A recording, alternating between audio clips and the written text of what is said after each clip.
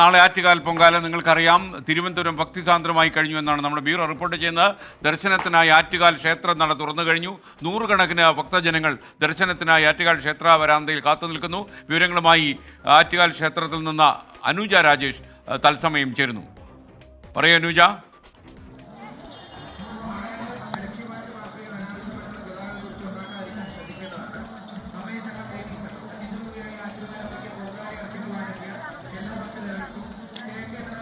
Good evening once again. ഇവിടെ ഇപ്പോൾ ഒരു ജനസാഗരമായി മാറിക്കഴിഞ്ഞിരിക്കുന്നു എന്നുള്ളതാണ്. നേരത്തെ നമ്മൾ കണ്ടതിനേക്കാൾ കൂടുതൽ ആളുകൾ ഇങ്ങോട്ടേക്ക് എത്തിയിരിക്കുകയാണ്. ഈ ക്ഷേത്രത്തിൽ ദർശനം നടത്തി അവർ നാളത്തെ പൊങ്കാലയ്ക്കായി കാത്തിരിക്കുകയാണ്, പൊങ്കാല അർപ്പിക്കാൻ കാത്തിരിക്കുകയാണ്. അപ്പോൾ തിരുവനന്തപുരത്ത് നിന്ന് പുറത്തുനിന്ന് വരുന്നവരൊക്കെ ശ്രീപത്മനാഭ ദേവനെ തൊഴുത് ാണ് ആറ്റുകാൽ അമ്മയെ കാണാൻ പോകുന്നത്, പൊങ്കാല ഇടാൻ പോകുന്നത്. അതിനുശേഷം നാളെയും അവർ ഇവിടെ വന്ന് തൊഴുതിട്ട് മടങ്ങി പോവുക എന്നതാണ്. ഇതൊരു പ്രധാന ഒരു ഇടത്താവളം എന്നൊക്കെ പറയാം. ആറ്റുകാൽ പൊങ്കാലയുടെ ഭാഗമായി പ്രധാന ഒരു ഇടത്താവളം കൂടിയാണ് ശ്രീപത്മനാഭസ്വാമി ക്ഷേത്രം.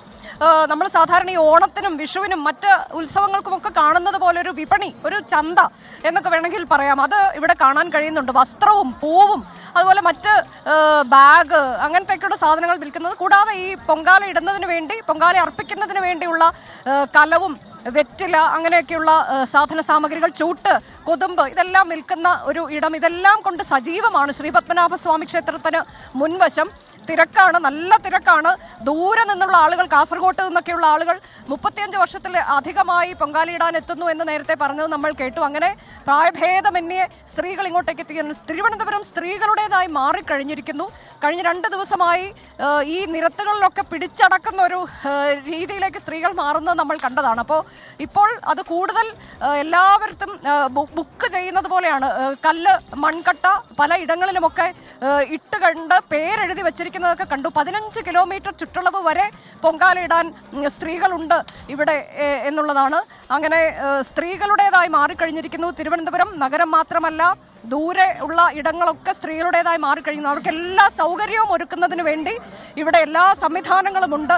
വിവിധ വകുപ്പുകൾ ചേർന്ന്, ആരോഗ്യ വകുപ്പ്, അതുപോലെ തന്നെ റവന്യൂ വകുപ്പ് ഉൾപ്പെടെ എല്ലാം ഇവിടെ ഇവർക്ക് വേണ്ടി മാറ്റിവെച്ചിരിക്കുകയാണ്. ഈ ദിവസങ്ങളാകെ 10 ദിവസത്തെ ഉത്സവം, അതിൽ 9ാം ഉത്സവ ദിനമാണ് പൊങ്കാല വരുന്നത്. കുംഭമാസത്തിലെ പൂരം നാൾ പൗർണമി, അതാണ് പൊങ്കാല അർപ്പിക്കാനായി ഭക്തജനങ്ങൾ എത്തിച്ചേരുന്ന ദിനം. അത് നാളെയാണ്. ഇനി ഏതാനും മണിക്കൂറുകൾ മാത്രമേ ബാക്കിയുള്ളൂ.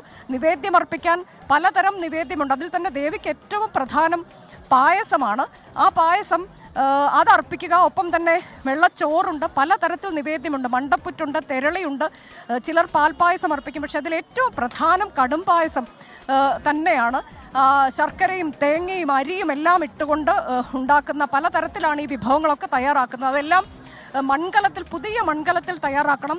ശുദ്ധിയോടെയുള്ള മനസ്സും ശരീരവും ഒക്കെയായി വന്ന് വ്രതം നോറ്റിട്ടാണ് ഇവിടെ സ്ത്രീകൾ എത്തിച്ചേരുന്നത്. 9 ദിവസത്തെ വ്രതം നോറ്റുകൊണ്ട് ഇന്ന് ഒരു നേരത്തെ മാത്രം ഭക്ഷണം കഴിച്ചുകൊണ്ട് നാളെ ഈ നിവേദ്യം പൂർത്തിയാകുന്നത് വരെ ജലപാനമില്ലാതെ അങ്ങനെയാണ് അവർ അമ്മയെ ഭജിക്കുന്നത്. അമ്മ എന്നുള്ളത് അവർ വിളിച്ചാൽ വിളപ്പുറത്തെത്തുന്ന തങ്ങളുടെ ഏറ്റവും പ്രിയപ്പെട്ട അമ്മ ആണ് ആറ്റുകാൽ അമ്മ. കൊടുങ്ങല്ലൂർ ദേവി തന്നെയാണ്. കൊടുങ്ങല്ലൂരിലേക്ക് പോകുമ്പോഴാണ് ദേവി ഇവിടെ തങ്ങിയത് എന്നാണ്. അപ്പോൾ ദേവിയെ പ്രീതിപ്പെടുത്തുന്നതിന് വേണ്ടിയാണ് പൊങ്കാല അർപ്പിക്കുന്നത്. പഞ്ചഭൂതങ്ങളുടെ ഒരു സംഗമ വേദിയാണ്. അപ്പോൾ പുറത്ത് തിളച്ചുമറിയുന്ന ചൂടായിരിക്കും. ഇന്നൊരല്പം മൂടിക്കെട്ടിയ ആകാശമായിരുന്നു. അതുകൊണ്ട് വെയിലിന് കാഠിന്യം ഒരല്പം കുറവുണ്ട് എന്ന് പറയാം. നാളെ എന്തായിരിക്കുമെന്ന് നമുക്കറിയില്ല.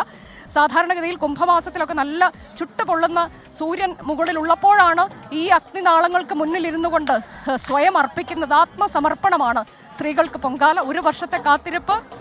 അടുത്ത പൊങ്കാലയ്ക്ക് വേണ്ടി അവർ എത്തുമ്പോൾ വീണ്ടും ഈ വ്രതമൊക്കെ എടുത്ത് തങ്ങളുടെ എല്ലാ ദുഃഖങ്ങളും ഇവിടെ വച്ച് അവർ പിരിഞ്ഞു പോവുകയാണ്. പുതിയൊരു ഉണർവും ഉന്മേഷവും ഒക്കെയായി ക്ഷേത്രത്തിന് മുന്നിൽ നമുക്കൊപ്പം ചേർന്നത്. അപ്പോൾ ചില മഴ പെയ്യുന്നതിൻ്റെ ചില കാര്യങ്ങളൊക്കെ പ്രേക്ഷകർ പറയുന്നുണ്ട്. നന്ദൻ പറയുന്നു ശരിക്കും തിരുവനന്തപുരത്ത് പെയ്യേണ്ട മഴ അവിടെ തൊടാതെ ആലപ്പുഴ വന്നിരിക്കുന്നു എന്നാണ് പറഞ്ഞിരിക്കുന്നത്.